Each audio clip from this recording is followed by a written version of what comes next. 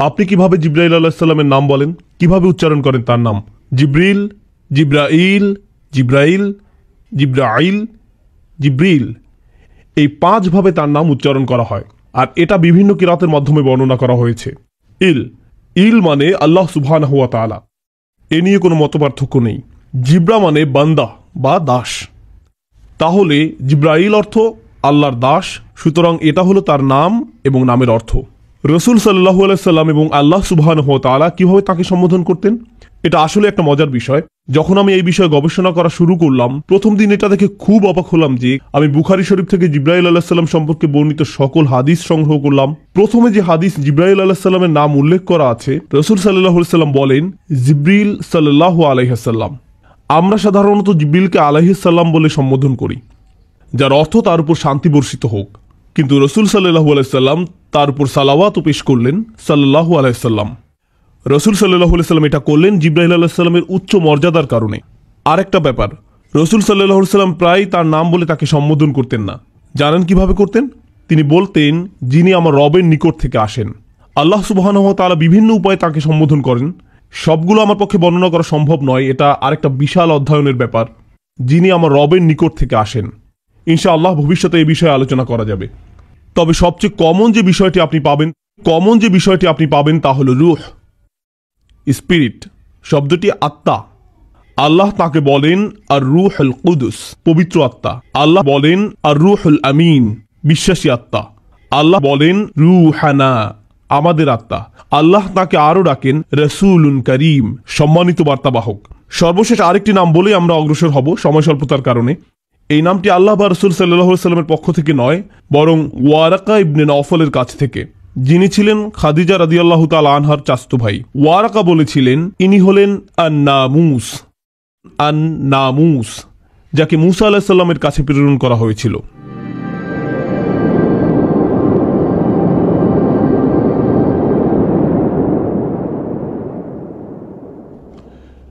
জিব্রাইল আলাইহিস সালাম দেখতে কেমন ছিলেন?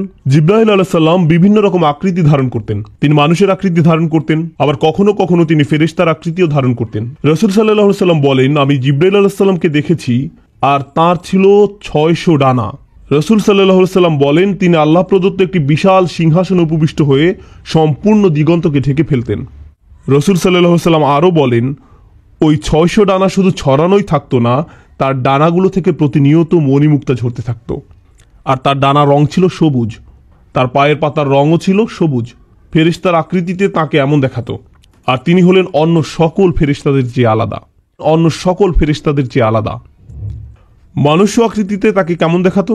জিব্রাইল আলাইহিস সালাম কয়েকজন মানুষের আকৃতি ধারণ করতেন, তাকে বিভিন্ন রকম দেখাতো। কিন্তু যখন তিনি রাসূল সাল্লাল্লাহু আলাইহি সাল্লামের নিকট আসতেন, তিনি সুনির্দিষ্ট একটি রূপ নিয়ে আসতেন। রাসূল সাল্লাল্লাহু আলাইহি সাল্লাম বলেন, দিহিয়া ইবনে খলিফা আল কলবি রাদিয়াল্লাহু তাআলা আনহুর মতো দেখাতো। দিহিয়া রাদিয়াল্লাহু তাআলা আনহুকে একজন সুন্দর ফেরেশতা। দিহিয়া রাদিয়াল্লাহু তাআলা আনহুকে বলা হতো বনু কলবের ইউসুফ। ইউসুফ আলাইহিস সালাম সম্পর্কে মহিলারা কি বলেছিল? ইনি একজন সুদর্শন ফেরেশতা। তো দিহিয়াকে বলা হতো বনু কলবের ইউসুফ। মহিলারা দিহিয়াকে পছন্দ করত।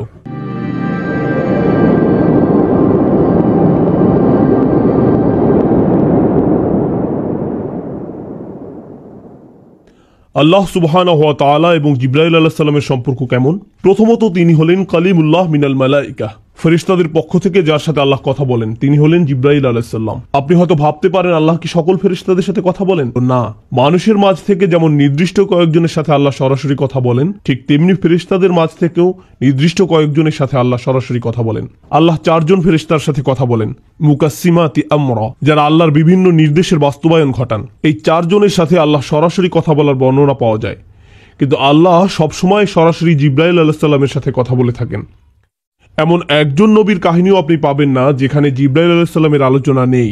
আপনি যদি কাসাসুল আম্বিয়া পড়েন, প্রত্যেক নবীর আলোচনায় কোনো না কোনোভাবে জিব্রাইল আলাইহিস সালামের নাম উঠে আসবেই, কারণ তাকে 1,24,000 পয়গম্বরের কাছে পাঠানো হয়েছিল।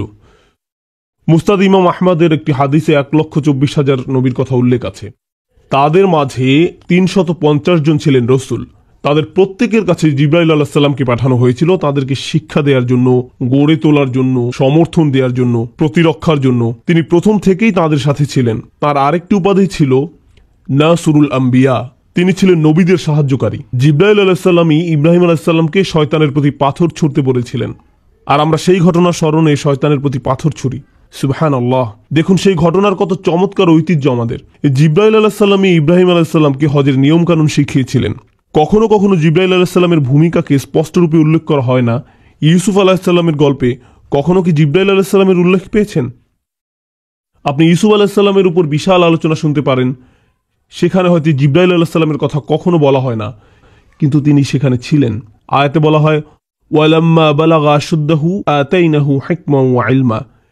তিনি যখন প্রাপ্তবয়স্ক হলেন তখন আমরা তাকে প্রজ্ঞা এবং জ্ঞান দিয়েছি। এতে ইঙ্গিত পাওয়া যায় যে তার নবুয়ত অনেক কম বয়সে শুরু হয়। আল্লাহ এবং জিব্রাইল আলাইহিস সালামের সাথে তার সম্পর্ক অনেক কম বয়স থেকেই শুরু হয়।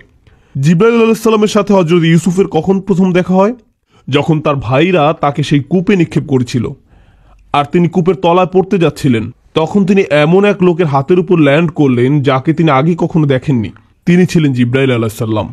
জিব্রিল তাকে ধরে ফেলেন যেন ইউসুফ আলাইহিস সালাম পড়ে গিয়ে ব্যথা না পান। সুবহানাল্লাহ। চিন্তা করে দেখুন, ইবনুল কাইয়্যিম রাহিমাহুল্লাহ এ ব্যাপারে মন্তব্য করতে গিয়ে বলেন, এই ঘটনার নিদর্শন রয়েছে যে কোন সৃষ্টি আল্লাহর রজ্জুকে ধারণ করলে আল্লাহ অবশ্যই তাকেও ধারণ করেন, তিনি আপনাকে পড়ে যেতে দিবেন না। মাঝে মাঝে এই উল্লেখটা খুব সূক্ষ্ম, আপনি হয়তো কোনো লক্ষণীয় উল্লেখের কথা শুনেন না। এখানে জিব্রাইল আলাইহিস সালামের ভূমিকাটা খুবই তাৎপর্যপূর্ণ। ইউসুফ আলাইহিস সালাম যেন পড়ে গিয়ে ব্যথা না পান সেজন্য আল্লাহ তাকে পাঠালেন ধরে ফেলার জন্য। কখনো কখনো বর্ণিত গল্পের নবীর সাথে নয়, বরং নবীর শত্রুদের সাথে জিব্রাইল আলাইহিস সালামের উল্লেখ পাওয়া যায়।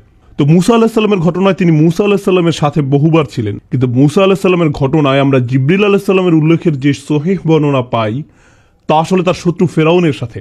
তিরমিজি শরীফের একটি হাদিসে বর্ণিত আছে, জিবরাইল আলাইহিস সালাম নবী করিম সাল্লাল্লাহু আলাইহি ওয়াসাল্লামের নিকট আসলেন এবং তাকে বললেন, ফেরাউনের মৃত্যুর দিন যদি আপনি আমাকে দেখতেন, সে যখন সমুদ্রের তলায় ডুবে মারা যাচ্ছিল, আমি গিয়ে তাকে পেলাম এবং তার মুখে কাদা নিক্ষেপ করতে লাগলাম। আমি ভয় পাচ্ছিলাম যে সে হয়তো লা ইলাহা ইল্লাল্লাহ বলে ফেলবে, আর ফলে আল্লাহ তাকে ক্ষমা করে দিবেন, কারণ আমি ভয় পাচ্ছিলাম যে সে হয়তো অনুশোচনা করে লা ইলাহা ইল্লাল্লাহ বলে ফেলবে। আল্লাহ সুবহানাহু ওয়া তাআলাকে জিবরাইল আলাইহিস সালামের চেয়ে বেশি কে চেনে? জিবরাইল আলাইহিস সালাম জানেন আল্লাহ এতই দয়ালু যে এমনকি ফেরাউনের মতো পাপিষ্ঠরও সুযোগ রয়েছে, আর তিনি আশঙ্কা করছিলেন যে ফেরাউনের এক মুহূর্তের অনুশোচনা তার হয়তো সারা জিন্দেগীর অপরাধ মুছে দিতে পারে। জিবরাইল আলাইহিস সালাম চিন্তিত ছিলেন যে ফেরাউনের জন্য হয়তো একটা সুযোগ তৈরি হতে পারে। এখন জিবরাইল আলাইহিস সালাম কি ফেরাউনের ভাগ্য নষ্ট করে দিয়েছেন? না। আল্লাহ জিবরাইল আলাইহিস সালামকে বলেন, হে জিবরাইল, আমার ইজ্জত ও গৌরবের কসম, যদি সে আন্তরিকতার সাথে ক্ষমা চাইতো আমি তাকে ক্ষমা করে দিতাম। তার মুখে তোমার কাদা নিক্ষেপ কোনো কাজে আসতো না, আমি তবু তাকে ক্ষমা করে দিতাম। তার মুখে তোমার কাদা নিক্ষেপ কোনো কাজে আসতো না, আমি তবু তাকে ক্ষমা করে দিতাম। এখন দেখুন, আপনি হয়তো ভাবতে পারেন মুখে কাদা মারার কারণ কি? যখন পাপী ব্যক্তি মারা যায়, ফেরেশতারা তার মুখে আঘাত করতে থাকে। জিবরাইল আলাইহিস সালাম কেন ফেরাউনকে এত ঘৃণা করতেন? তিনি বলেন, আমি সেদিন থেকে তাকে ঘৃণা করতাম যেদিন সে বলেছিল আমি তোমাদের শ্রেষ্ঠ প্রভু। হাদিসে আমরা জিবরাইল আলাইহিস সালামের একটা বিষয় দেখতে পাই, মাঝে মাঝে যখন জিবরাইল আলাইহিস সালাম রাসূল সাল্লাল্লাহু আলাইহি সাল্লামের কাছে আসতেন, তিনি বলতেন না আল্লাহ এটা বলেছেন, বরং তিনি বলতেন আল আলা, সর্বোত্তম প্রভু, সর্বোত্তম প্রভু। এতে আল্লাহ সুবহানাহু ওয়া তাআলার প্রতি জিবরাইল আলাইহিস সালামের অপরিসীম শ্রদ্ধার প্রকাশ পায়। পরিশেষে ইমরানের পরিবারের সাথে কোনো সময় জিবরাইল আলাইহিস সালামকে নবীর সাথে উল্লেখ না করে নবীর পরিবারের সাথে উল্লেখ করা হয়। তো আমরা মরিয়ম আলাইহিস সালামের ঘটনা জানি।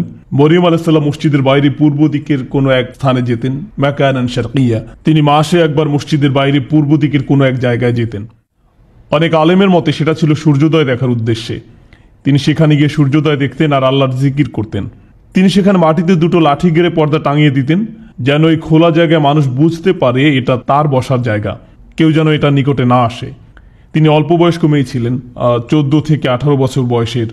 মোট কথা তিনি একজন টিনেজার ছিলেন, আর তিনি একা আল্লাহর উপাসনা করছেন, আল্লাহকে একা একা স্মরণ করছেন। আল্লাহ তাআলা বলেন, ফাআরসালনা ইলাইহা রূহানা, আমরা তার কাছে আমাদের রূহকে পাঠালাম। ফাতামাসসালা লাহা বাশারান সাওয়িয়া, জিবরাইল আলাইহিস সালাম তার নিকট একজন সুদর্শন পুরুষ আকৃতিতে আবির্ভূত হলেন। জিবরাইল আলাইহিস সালাম মুখ খুলে কিছু বলার আগেই মরিয়ম আলাইহিস সালাম তাকে দেখে বললেন, আউযু বিরহমানি মিনকা ইন কুনতা তাকিয়া, আমি পরম করুণাময়ের কাছে তোমার থেকে আশ্রয় চাচ্ছি যদি তোমার অন্তরে আল্লাহর কোনো ভয় থাকে, মানে যদি তোমার ন্যূনতম কোনো শালীনতা থেকে থাকে, ভাগো এখান থেকে। কোনো কথাও বলতে যেও না, মনে করো যে এটা কখনো ঘটেনি, যাও আল্লাহ নিকট ক্ষমা প্রার্থনা করো। তাই প্রিয় বোনেরা, যদি কোনো ভাই আপনার নিকট এগিয়ে আসে, তাদের সাথে এইভাবে আচরণ করার চেষ্টা করুন। দেখুন আরবিতে কথাটা বলেন, দেখুন কি ঘটে। যদি তিনি আরবি নাও বুঝেন, তিনি ভাববেন না, এই আপুর থেকে দূরে থাকাই উত্তম। আমরা এই গল্পে যদি আবার ফেরত যাই, তাহলে দেখবো যে মরিয়ম আলাইসাল্লাম জিব্রাইল আলাইসাল্লামের সাথে পরে কথা বলেছিলেন। কিন্তু কেন? কারণ মরিয়ম আলাইসাল্লামের এভাবে কঠিন স্বরে কথা বলতে দেখে জিব্রাইল আলাইসাল্লাম সাথে সাথে মানুষ্য আকৃতি থেকে ফেরেশতার আকৃতি ধারণ করেন। তিনি তার মানুষ্য আকৃতি ত্যাগ করেন এবং ফেরেশতার আকৃতিতে ফিরে যান। আর সেটা 600 ডানার পূর্ণ আকৃতি ছিল না। এরপর তিনি কথা চালিয়ে যান, ইন্নামা আনা রাসূলু রাব্বিকি লিআহাবা লাকি গুলামান যাকিয়া। আমি আল্লাহর একজন দূত, আপনার নিকট একজন পবিত্র সন্তানের সুসংবাদ নিয়ে এসেছি। আল্লাহ এই সিদ্ধান্ত নিয়েছেন এবং কাযালিক, এটা ইতিমধ্যে করা হয়েছে। ওয়ালিনাজআলাহু আয়াতাল লিন্নাস ওয়া রাহমাতাম মিন্না, আমি তাকে মানুষের জন্য একটি নিদর্শন ও আমার পক্ষ থেকে অনুগ্রহ শুরু করতে চাই। ওয়া কানা আমরান মাকদিয়া, আর এই প্রক্রিয়া ইতিমধ্যে শুরু হয়ে গেছে। এখানে কাদা মানে সিদ্ধান্তের বাস্তবায়ন, আর কানা আমরান মাকদিয়া মানে আপনি ইতিমধ্যে গর্ভবতী হয়ে গেছেন। ফাহামালাতহু, অতঃপর তিনি গর্ভে সন্তান ধারণ করলেন। ফান্তাবাযাত বিহি মাকানান কসিয়া, ওই অবস্থায় এক দূরবর্তী স্থানে চলে গেলেন।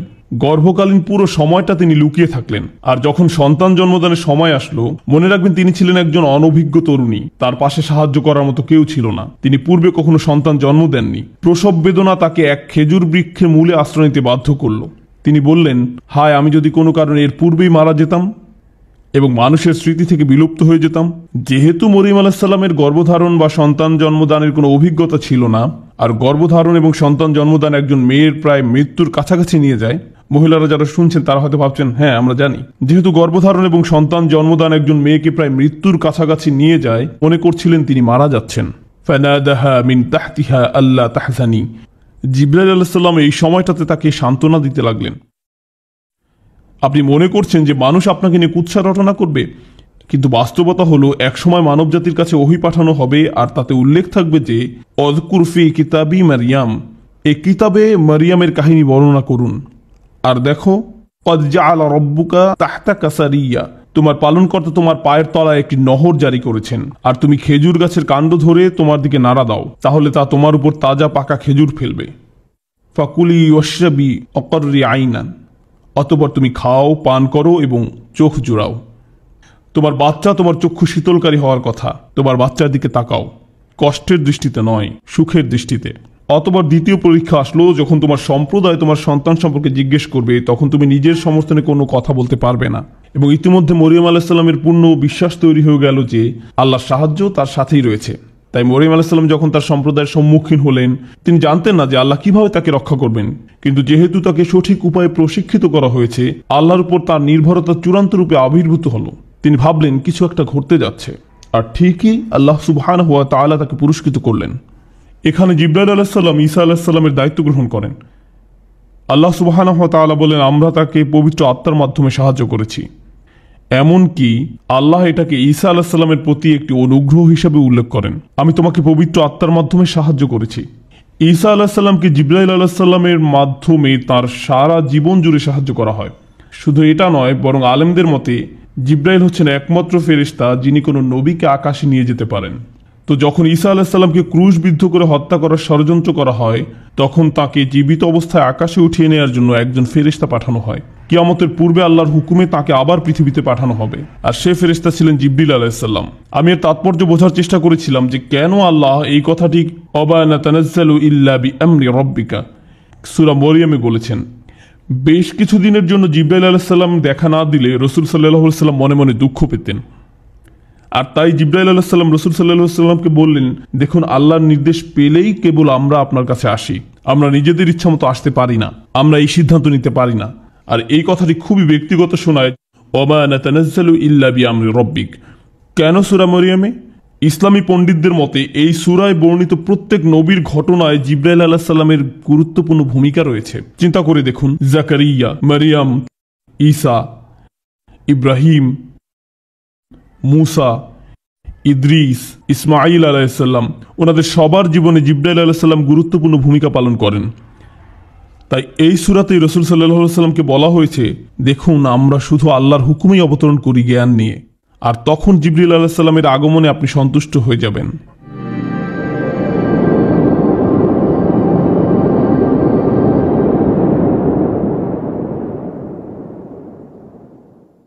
ফেরেশতাদের মাঝে যিনি রাসূল সাল্লাল্লাহু আলাইহি সাল্লামের সবচেয়ে নিকটবর্তী ছিলেন, যিনি রাসূল সাল্লাল্লাহু আলাইহি সাল্লামকে সহযোগিতা করেছেন, তার প্রতিরক্ষার ব্যবস্থা করেছেন, তিনি ছিলেন জিবরিল আলাইহিস সালাম। অন্য একটি বর্ণনা রাসূল সাল্লাল্লাহু আলাইহি সাল্লাম আরো বলেন, ما من نبي إلا له وزيران من أهل السماء ووزيران من أهل الأرض। প্রত্যেক নবীকেই আল্লাহ সুবহানাহু ওয়া তাআলা দুনিয়া থেকে দুজন এবং আকাশ থেকে দুজন মন্ত্রী দান করেছেন।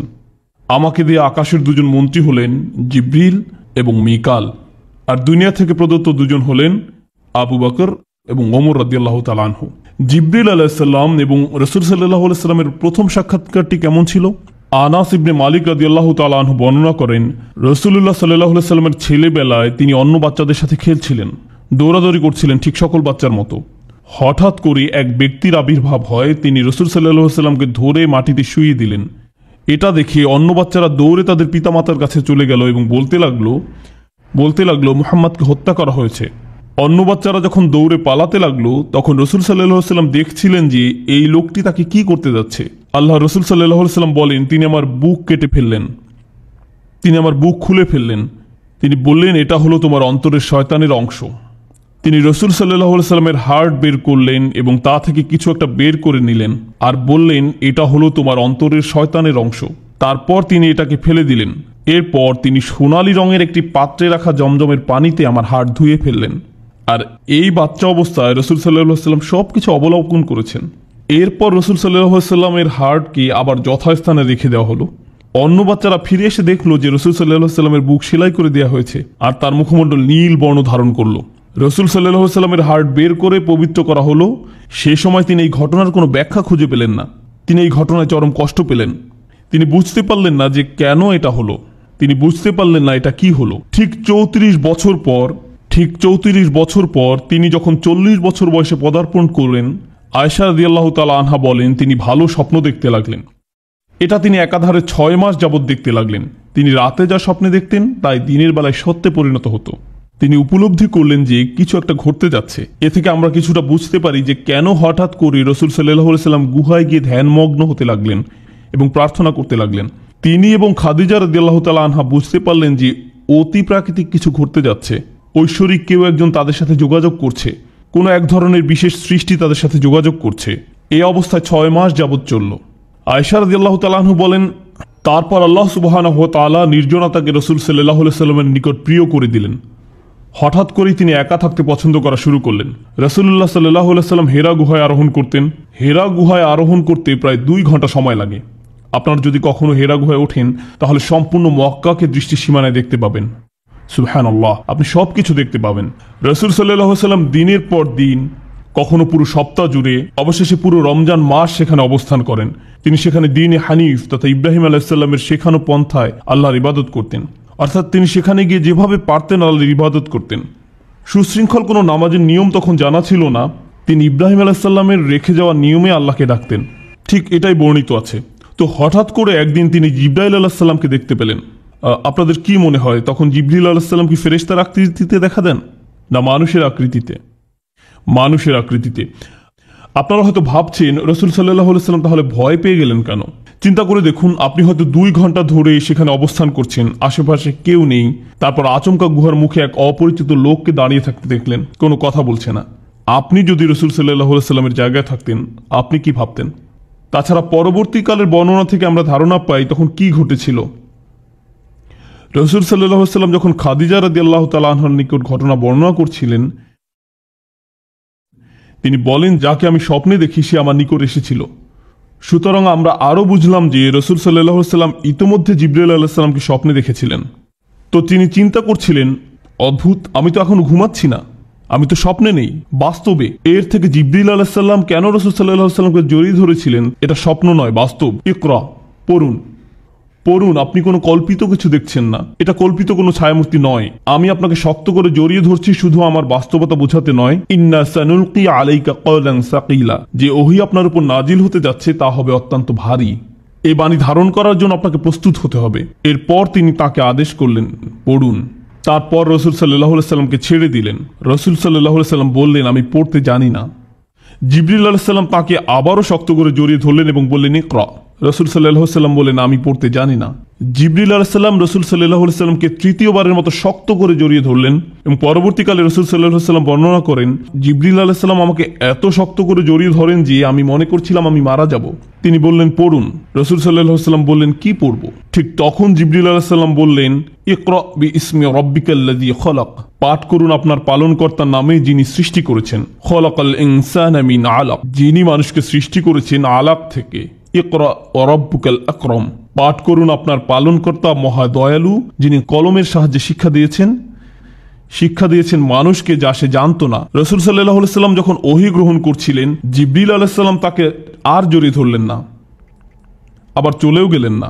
রাসূল সাল্লাল্লাহু আলাইহি সাল্লাম গুহা ত্যাগ করে তাড়াতাড়ি নেমে গেলেন। খাদিজা রাদিয়াল্লাহু তাআলা আনহা বললেন, কি হয়েছে? এখন দেখুন, রাসূল সাল্লাল্লাহু আলাইহি সাল্লাম যখন তাকে বললেন কি ঘটেছে, খাদিজা রাদিয়াল্লাহু তাআলা আনহা সহজেই তাকে বলতে পারতেন, আপনি ওই গুহায় যাওয়া বন্ধ করে দিন, আপনার মনে হয় বাসায় থাকা উচিত, আপনার ওই ঘরের কোনায় ধ্যান করতে পারেন, কেউ আপনাকে ডিস্টার্ব করবে না, ইনশাআল্লাহ এরকম কিছু আর ঘটবে না। তিনি এসবের কিছুই বললেন না। দেখুন কেমন চমৎকার ছিলেন তিনি, সুবহানাল্লাহ। রাসূল সাল্লাল্লাহু আলাইহি সাল্লাম নিজের উপর বিশ্বাস করার আগে খাদিজা তার উপর বিশ্বাস করেন। সত্যি তিনি রাসূল সাল্লাল্লাহু আলাইহি সাল্লামকে বলেন, আল্লাহ কখনোই আপনাকে অপমানিত করবেন না। তিনি রাসূল সাল্লাল্লাহু আলাইহি সাল্লামের গত 15 বছরের জীবনী বর্ণনা করতে লাগলেন।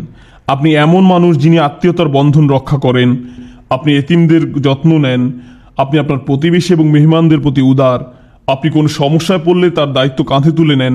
আল্লাহ কখনোই আপনাকে অপমানিত করবেন না। খাদিজা রাদিয়াল্লাহু তাআলা আনহা বলেন, চলেন ওয়ারাকার কাছে যাই। তো তাঁরা তার নিকট গেলেন। রাসূল সাল্লাল্লাহু আলাইহি সাল্লাম যা দেখলেন তা ওয়ারাকার নিকট বর্ণনা করলেন। ওয়ারাকা সাথে সাথে বলে উঠলেন, ইনি নামুস, আপনি সেই রাসূল যার জন্য সবাই অপেক্ষা করছে। এই ফেরেশতাই মূসা আলাইহিস সালামের কাছে এসেছিলেন। আমি যদি যুবক হতাম তাহলে আপনাকে সাহায্য করতে পারতাম যখন আপনার সম্প্রদায় আপনার বিরোধিতা করবে। এরপর কি ঘটেছিল? আয়েশা রাদিয়াল্লাহু তাআলা আনহা বর্ণনা করেন, এরপর বহু দিন যাবৎ ওহী অবতীর্ণ হওয়া বন্ধ থাকে। রাসূল সাল্লাল্লাহু আলাইহি সাল্লাম অপেক্ষা করতে লাগলেন যেন সেই ফেরেশতা আবার দেখা দেন। রাসূল সাল্লাল্লাহু আলাইহি সাল্লাম আবার ওই পাহাড়ে ঘুরতে লাগলেন। তিনি নিজের ভাষায় তা এভাবে বর্ণনা করেন যে তার মানসিক অবস্থা এমন ছিল যে তিনি যেন চাইতেন নিজেকে পাহাড় থেকে ছুঁড়ে ফেলে দিতে। তিনি স্পষ্ট রূপে জানতে চান যে কি ঘটেছে। প্রতিবার রাসূল সাল্লাল্লাহু আলাইহি সাল্লাম পাহাড়ে গেলে জিবরিল আলাইহিস সালামের কণ্ঠ শুনতে পেতেন, ও মুহাম্মদ, আপনি আল্লাহর সত্য রসূল। এতে রাসূল সাল্লাল্লাহু আলাইহি সাল্লাম কিছুটা সান্ত্বনা পেতেন এবং ঘরে ফিরে আসতেন। এরপর পরবর্তীতে তিনি শুধু যে ও মুহাম্মদ আপনি আল্লাহর সত্য রসূল এ কথা বলতেন তা নয়, তিনি আরো বলতেন, আমি জিবরিল। তো তিনি রাসূল সাল্লাল্লাহু আলাইহি সাল্লামের নিকট বিষয়টা পরিষ্কার করলেন যে তিনি জিবরিল আলাইহিস সালাম, কিন্তু তবুও কোনো কোরআন বা ওহী অবতীর্ণ হয়নি।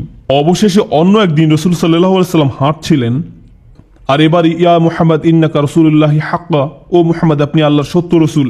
বুখারী শরীফে জাবির রাদিয়াল্লাহু তাআলা আনহু থেকে বর্ণিত আছে, রাসূল সাল্লাল্লাহু আলাইহি সাল্লাম হাঁটছিলেন, তারপর হঠাৎ উপরের দিকে তাকিয়ে দেখলেন জিবরিল আলাইহিস সালাম তার পরিপূর্ণ ফেরেশতা আকৃতি ধারণ করে সম্পূর্ণ আকাশ ঢেকে আছেন, সম্পূর্ণ দিগন্ত ঢেকে আছেন। আল্লাহ জিবরিল আলাইহিস সালাম সম্পর্কে বলেন, যু মিররাতিন ফাস্তাওয়া, প্রজ্ঞার অধিকারী, সে নিজ আকৃতিতে স্থির হয়েছিল। জিবরিল আলাইহিস সালাম পুরো আকাশ জুড়ে আবির্ভূত হলেন। রাসূল সাল্লাল্লাহু আলাইহি সাল্লাম জিবরিল আলাইহিস সালামকে তাঁর সকল ডানা সমেত পরিপূর্ণ আকৃতিতে দেখতে লাগলেন। সুম্মা দানা ফাতাদাল্লা, তিনি রাসূল সাল্লাল্লাহু আলাইহি সাল্লামের নিকটবর্তী হতে লাগলেন। তিনি রাসূল সাল্লাল্লাহু আলাইহি সাল্লামের কাছাকাছি আসলেন। রাসূল সাল্লাল্লাহু আলাইহি সাল্লাম মাটিতে পড়ে গেলেন।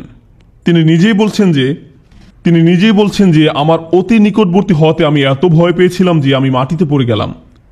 রাসূল সাল্লাল্লাহু আলাইহি সাল্লাম দ্রুত বাড়িতে ফিরে গেলেন আর খাদিজা রাদিয়াল্লাহু তাআলা আনহাকে বলতে লাগলেন, আমাকে ঢেকে দাও, আমাকে ঢেকে দাও, আমাকে ঢেকে দাও।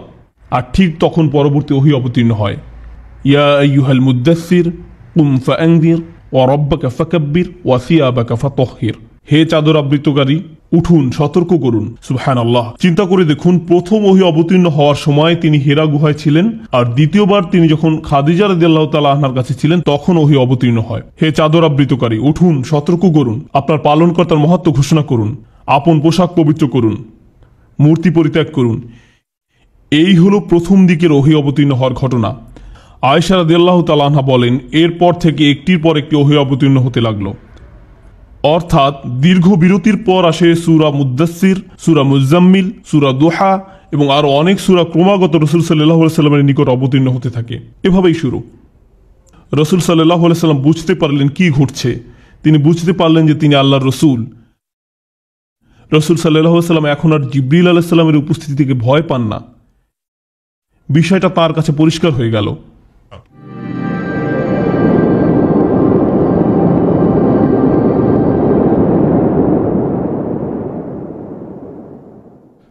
জিবরিল আলাইহিস সালাম এবং রসুল সাল্লাল্লাহু আলাইহি সাল্লামের মাঝে ব্যক্তিগত কথোপকথন।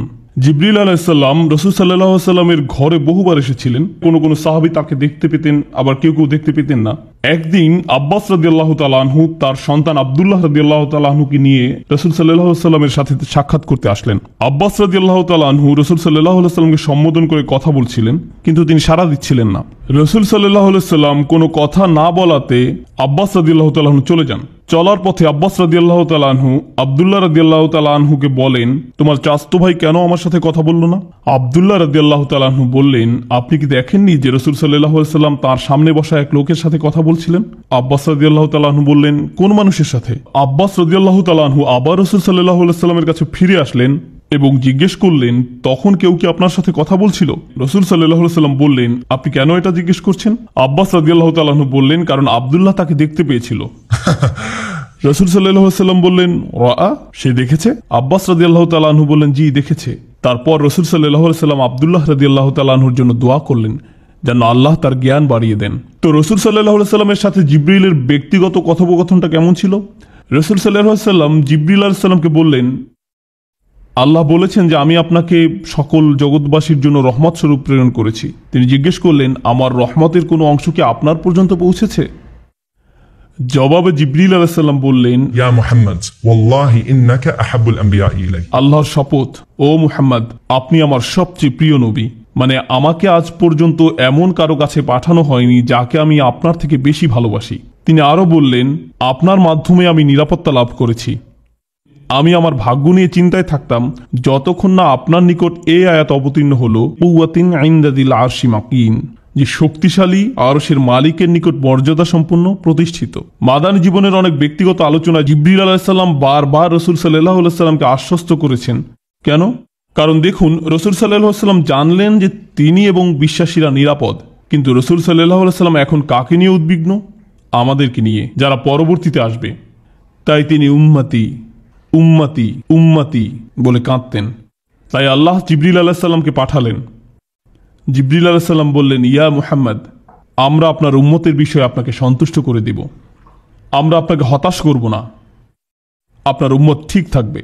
তিনি মদিনায় রাসূল সাল্লাল্লাহু আলাইহি সাল্লামকে বারবার নিশ্চয়তা দিতেন, কারণ রাসূল সাল্লাল্লাহু আলাইহি সাল্লাম পরবর্তীতে আসা উম্মত নিয়ে উদ্বিগ্ন থাকতেন। সাহাবীরা নিরাপদ, কিন্তু যারা পরবর্তীতে আসবে তাদের কি হবে? আরেকবার ওমর রাদিয়াল্লাহু তাআলা আনহু বলেন, আর এটা বুখারীতে বর্ণিত আছে, আমি একবার মদিনাতে রাসূল সাল্লাল্লাহু আলাইহি সাল্লামের সাথে হাঁটছিলাম। হাঁটতে হাঁটতে আমরা মদিনার হাররা নামক স্থানে উপস্থিত হলাম। তিনি আমাকে এখানে বসতে বললেন। হঠাৎ তিনি হাঁটতে লাগলেন, আর তখন স্পষ্টত তিনি জিবরিল আলাইহিস সালামের সাথে কথা বলছিলেন। তারা কিছুক্ষণের জন্য হাঁটলেন, আর আমি বসে থাকলাম। আর এই হাঁটা অবস্থায় রাসূল সাল্লাল্লাহু আলাইহি সাল্লাম বলছেন, ওয়া ইনজানা ওয়া সারাক ওয়া ইনজারা ওয়া সারাক ওয়া ইনজানা ওয়া সারাক, এমনকি যদি সে জিনা করে বা চুরি করে, যদি সে জিনা করে বা চুরি করে।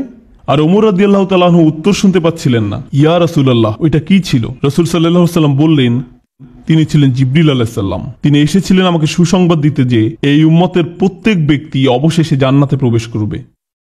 তাই রাসূল সাল্লাল্লাহু আলাইহি সাল্লাম বললেন, এমনকি যদি সে জিনা বা চুরি করে। হ্যাঁ, এমনকি যদি সে জিনা বা চুরি করে, অবশেষে সে জান্নাতে প্রবেশ করবে। তো তিনি এভাবে রাসূল সাল্লাল্লাহু আলাইহি সাল্লামকে সান্ত্বনা দিলেন। রাসূল সাল্লাল্লাহু আলাইহি সাল্লাম যখন শারীরিকভাবে অসুস্থ হয়ে পড়েন, তখন জিবরিল আলাইহিস সালাম কিভাবে সান্ত্বনা দিতেন?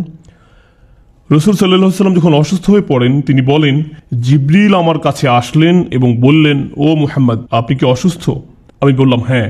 তখন জিবরিল তাঁর হাত দিয়ে আমার মুখমণ্ডল এবং বক্ষ মুছে দিলেন এবং বললেন, বিসমিল্লাহি আরকিকা মিন কুল্লি শাইইন আউযিকা, আল্লাহর নামে আমি আপনার জন্য আরোগ্য প্রার্থনা করছি সবকিছু থেকে যা আপনার ক্ষতি করছে। মিন শাররি কুল্লি নাফসিন আও আইনিন আও হাসিদ, সকল খারাপ জিনিস থেকে অথবা বদ নজর থেকে বা হিংসা থেকে আল্লাহ আপনাকে আরোগ্য দান করুন। আল্লাহর নামে আমি আপনার জন্য আরোগ্য প্রার্থনা করছি। কিন্তু তখন ব্যাপারটা কেমন ছিল যখন জিবরিল আলাইহিস সালাম রাসূল সাল্লাল্লাহু আলাইহি সাল্লামকে জীবন সম্পর্কে কোনো উপদেশ দিতেন? এখন আমি আপনাদেরকে যে বিষয়টি বলবো সেটি রাসূল সাল্লাল্লাহু আলাইহি সাল্লামের জীবনের শেষ দিককার। জিবরিল আলাইহিস সালাম রাসূল সাল্লাল্লাহু আলাইহি সাল্লামের নিকট এসে বললেন, হে মুহাম্মদ, হে মুহাম্মদ। আচ্ছা, আল্লাহ কি কোরআনে কখনো এভাবে বলেছেন, হে মুহাম্মদ? না, ইয়া রাবি আল্লাহ, ইয়া রসুল আল্লাহ, ও আল্লাহর নবী, ও আল্লাহ রসুল। তাহলে জিবরিল আলাইহিসসালাম কি করে ইয়া মুহাম্মদ বলার সাহস করলেন? আলেমরা বলেন যে যখন জিবরিল আলাইহিসসালাম বলেন ইয়া মুহাম্মদ, এর মানে হলো এখনকার বিষয়টি ওহির বাইরের বিষয়। যখন আমি আপনাকে ইয়া মুহাম্মদ বলি, তার মানে বিষয়টি আপনি মুহাম্মদ আর আমার মধ্যকার। সুতরাং এটা হলো কেবল এমন একক সময় যখন জিব্রাইল ইয়া রাসূলুল্লাহ বলে সম্বোধন করলেন না। সুতরাং তিনি বললেন, হে মুহাম্মদ, 5টি উপদেশ দিচ্ছি আপনাকে। عش ما شئت فإنك ميت। আপনি যেভাবে খুশি জীবনযাপন করুন, কিন্তু এ কথা মনে রাখবেন যে আপনি একদিন মৃত্যুবরণ করবেন। তিনি আরো বলেন, واحبب ما شئت فإنك مفارق। আপনি যাকে খুশি ভালোবাসুন, কিন্তু মনে রাখবেন যে একদিন আপনি তার থেকে বিচ্ছিন্ন হয়ে যাবেন। واعمل ما شئت فإنك مجزي به। 3, আপনি যা খুশি তাই করতে পারেন, কিন্তু এ কথা স্মরণ রাখবেন যে আপনার কর্ম অনুযায়ী আপনাকে প্রতিফল দেয়া হবে। মানে হলো প্রত্যেকটি বিষয় আখিরাতে আসবে, প্রত্যেকটি পুরস্কারই আখিরাতে দেয়া হবে। আপনি যা করেন তা করতে থাকুন, আর মনে রাখবেন যে এর বদলা আখিরাতে পাবেন। واعلم أن شرف المؤمن قيامه بالليل। জেনে রাখুন, একজন বিশ্বাসীর জন্য সত্যিকারের আভিজাত্য রাত্রিবেলা নামাজে দাঁড়ানোর মাঝে, আর তার প্রকৃত মর্যাদা আত্মনির্ভরশীলতার মাঝে। নিজেকে মানুষের প্রয়োজন থেকে মুক্ত রাখতে চেষ্টা করুন। আর্থিকভাবে, আবেগের দিক থেকে, মানসিকভাবে বা শারীরিকভাবেই হোক, একজন মানুষ হিসাবে আপনার সম্মান ও মর্যাদা অন্য মানুষের উপর নির্ভর না হওয়ার প্রচেষ্টার মাঝে যে কোনো ব্যাপারেই হোক না কেন, নিজেকে মানুষের প্রয়োজন থেকে মুক্ত রাখতে চেষ্টা করুন। এরপর রাসূল সাল্লাল্লাহু আলাইহি ওয়াসাল্লাম জীবনের অন্তিম সময় অনুভব করলেন। আর যখন অবস্থা ক্রমান্বয়ে খারাপ হতে থাকে, আবু সাঈদ খুদরি রাদিয়াল্লাহু তাআলা আনহু বর্ণনা করেন, রাসূল সাল্লাল্লাহু আলাইহি ওয়াসাল্লাম সাহাবাদের মাঝে অবস্থান করছিলেন। তিনি খুব সাধারণভাবে বললেন, নিশ্চয়ই আল্লাহ তাআলা তাঁর এক বান্দাকে এভাবে এখতিয়ার দিয়েছেন যে বান্দা হয় দুনিয়ার শান শওকতকে পছন্দ করবে, অথবা যা কিছু আল্লাহর কাছে রয়েছে তা থেকে পছন্দ করবে। রাসূল সাল্লাল্লাহু আলাইহি ওয়াসাল্লামের বাড়িতে সবাই কাঁদছিল, কারণ সবাই বুঝতে পারছিলেন যে রাসূল সাল্লাল্লাহু আলাইহি ওয়াসাল্লামের অন্তিম সময় চলে এসেছে। তিনি শেষ সময়ের নিকটবর্তী। বিশেষ করে ফাতিমা রাদিয়াল্লাহু তাআলা আনহা ভীষণভাবে বিধ্বস্ত হলেন। তার কন্যা উম্মু আবিহা, তার পিতার মা, সর্বদা তার সাথে ছিলেন ওই সময়। রাসূল সাল্লাল্লাহু আলাইহি সাল্লাম তার প্রতি ভালোবাসা দেখালেন, মমতা দেখালেন। এমনকি যখন তিনি কোনোভাবে কথাও বলতে পারছিলেন না, তখনও তিনি হাতের ইশারায় ফাতিমাকে ডাকলেন। ফাতিমা রাদিয়াল্লাহু তাআলা আনহা কাছে আসলেন। রাসূল সাল্লাল্লাহু আলাইহি সাল্লাম তাকে আরো নিকটে আসতে বললেন, তার কানে কিছু বললেন। ফাতিমা রাদিয়াল্লাহু তাআলা আনহা আরো বেশি করে কাঁদতে লাগলেন। রাসূল সাল্লাল্লাহু আলাইহি সাল্লাম তাকে পুনরায় কাছে আসতে বললেন এবং চুপিসারে আরো কিছু কথা বললেন। এবার কথা শুনে ফাতিমা রাদিয়াল্লাহু তাআলা আনহা হাসিতে ফেটে পড়লেন। আয়েশা রাদিয়াল্লাহু তাআলা আনহা এগুলো দেখে হতবুদ্ধি হয়ে গেলেন যে একবার ফাতিমা কাঁদছেন, আবার হঠাৎ করে হাসছেন। সুতরাং তিনি ফাতিমা রাদিয়াল্লাহু তাআলা আনহাকে চাপাচাপি করছিলেন যে বলো না, কি বলেছেন তিনি। শেষে ফাতিমা রাদিয়াল্লাহু তাআলা আনহা বলতে বাধ্য হলেন যে তিনি বলেছেন, জিব্রাইল সাধারণত প্রতি রমজানে আমাকে নিয়ে পুরো কোরআন একবার ঝালিয়ে নেন, আর এই বছর রমজানে তিনি 2 বার পুনঃপাঠ করেছেন। তার মানে হলো জিবরিল আলাইহিস সালাম ওহীকে শক্তিশালী করে দিলেন, আর আমার মনে হয় না আমি আর রোগ থেকে আরোগ্য লাভ করব। আয়েশা রাদিয়াল্লাহু তাআলা আনহা রাসূল সাল্লাল্লাহু আলাইহি ওয়াসাল্লামকে যেখানে নিয়ে যাওয়া প্রয়োজন সেখানে নিয়ে যাচ্ছেন। তিনি রাসূল সাল্লাল্লাহু আলাইহি ওয়াসাল্লামকে দৃঢ় হতে সাহায্য করেন, আর এমত অবস্থায় রাসূল সাল্লাল্লাহু আলাইহি ওয়াসাল্লাম তার শরীরে হেলান দিয়ে আছেন। তার দৃষ্টি পড়ল আব্দুর রহমান ইবনে আবু বকর রাদিয়াল্লাহু তাআলা আনহুর উপরে, যিনি আয়েশা রাদিয়াল্লাহু তাআলা আনহার ভাই। তিনি দেখলেন তার পকেটে একটি মিসওয়াক রয়েছে, এবং আয়েশা রাদিয়াল্লাহু তাআলা আনহা বললেন যে আমি বুঝতে পারছিলাম যে রাসূল সাল্লাল্লাহু আলাইহি ওয়াসাল্লাম এটি পেতে চাচ্ছেন। আয়েশা রাদিয়াল্লাহু তাআলা আনহা রাসূল সাল্লাল্লাহু আলাইহি ওয়াসাল্লামকে বললেন, আপনি কি মিসওয়াক চান? রাসূল সাল্লাল্লাহু আলাইহি ওয়াসাল্লাম মাথা নাড়িয়ে সম্মতি দিলেন। আব্দুর রহমান তার অব্যবহৃত মিসওয়াকটি আয়েশা রাদিয়াল্লাহু তাআলা আনহাকে দিলেন। তিনি এটাকে চিবিয়ে নরম করলেন এবং রাসূল সাল্লাল্লাহু আলাইহি ওয়াসাল্লামের মুখে পুরে দিলেন। অর্থ হলো রাসূল সাল্লাল্লাহু আলাইহি ওয়াসাল্লাম প্রত্যেক ওয়াক্ত সালাতের পূর্বে মিসওয়াক করতেন, কারণ তিনি চাইতেন যে আল্লাহর সাথে সাক্ষাৎকালে যেন তার শ্বাস প্রশ্বাস বিশুদ্ধ থাকে। প্রতিদিনই 5 বার। তিনি বললেন তিনি এটিকে ফরজ করতে পারতেন যদি উম্মতের জন্য কষ্টকর না হতো। তিনি আল্লাহর সাথে সাক্ষাতের পূর্বে প্রতিবারই মিসওয়াক করতেন। আয়েশা রাদিয়াল্লাহু তাআলা আনহা বলেন, যখন তিনি মিসওয়াক করা সমাপ্ত করলেন, دخل علينا جبريل। তখনই জিবরিল আলাইহিস সালাম আমাদের মাঝে প্রবেশ করলেন। আয়েশা রাদিয়াল্লাহু তাআলা আনহা রাসূল সাল্লাল্লাহু আলাইহি ওয়াসাল্লামের দিকে তাকালেন আর দেখতে পেলেন তার চেহারা আলোয় উদ্ভাসিত হলো। জিবরিল আলাইহিস সালাম, যিনি নবীকে উপরের উপদেশগুলো দিয়েছিলেন, তিনি নবী সাল্লাল্লাহু আলাইহি ওয়াসাল্লামকে বললেন, শুনুন, আমি আপনাকে একটি বিষয় পছন্দ করতে বলবো। হয়তো আপনি আপনার সাহাবীদের সাথে থাকবেন এবং সুন্দরভাবে জীবনযাপন করবেন, অথবা আপনি সর্বোচ্চ আল্লাহর সাহচর্যে থাকবেন। জিবরিল আলাইহিস সালাম যখন এই কথাটি বললেন, তখন নবী সাল্লাল্লাহু আলাইহি ওয়াসাল্লাম তার উত্তরে বললেন, বালা রফিকিল আলা, আল্লাহুম্মা রফিকিল আলা, ও আল্লাহ আমি সর্বোচ্চ বন্ধুর সাহচর্য কামনা করি। আয়েশা রাদিয়াল্লাহু তাআলা আনহা বলেন, যখন তিনি আর রফিকিল আলা বলছেন, তিনি যেন তার সমস্ত শরীরকে ছেড়ে দিচ্ছেন। الرفيق الأعلى. ও আল্লাহ, আল্লাহর সাহচর্য বলতে বলতে তার হাত পড়ে গেল। রাসূল সাল্লাল্লাহু আলাইহি ওয়াসাল্লাম ইন্তেকাল করলেন। যখন এই ঘটনা হলো, আয়েশা রাদিয়াল্লাহু তাআলা আনহা চিৎকার করে উঠলেন। ফাতিমা রাদিয়াল্লাহু তাআলা আনহা যখন আয়েশা রাদিয়াল্লাহু তাআলা আনহার চিৎকার শুনতে পেলেন, তিনি আকাশের দিকে তাকিয়ে বললেন, ইয়া আবাতা মান রাব্বিহি মা আদনা, হে আমার পিতা, আপনি আপনার রবের কতটা সন্নিকটে আছেন এখন। يا أبتا إلى جبريل ننعى. হে আমার পিতা, আমরা জিব্রাইলের নিকট আপনার মৃত্যুর সংবাদ ঘোষণা দিচ্ছি। ইয়া আবাতা জান্নাতুল ফিরদাউসি মাওয়া, হে আমার পিতা, জান্নাতই আপনার বর্তমান ঠিকানা। এবং এ কথাটি তিনি বারবার বলতে থাকলেন, বলতেই থাকলেন। আপনি আপনার রবের কতটা নিকটে আছেন। জিব্রিলের নিকট আপনার প্রস্থানের ঘোষণা দিচ্ছি এবং জান্নাতুল ফিরদাউসি আপনার আবাসস্থল।